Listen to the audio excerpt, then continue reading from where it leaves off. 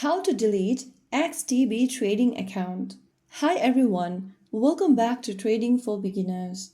If you are looking for a way to delete or close your XTB trading account, then here is how you do it. First of all, launch open XTB application and sign into your account. Once you're logged into the homepage of XTB, before closing your account, here are some things you should consider.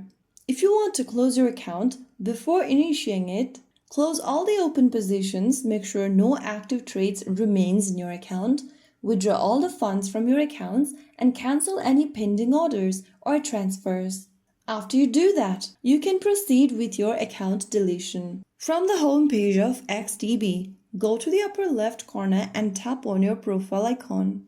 From the expanded menu that appears on the screen, go ahead and select Settings at the bottom. On the next page where it says Settings, you'll see Leave XTB button at the very bottom in red. Tap on it. Now follow the prompts in order to submit your request.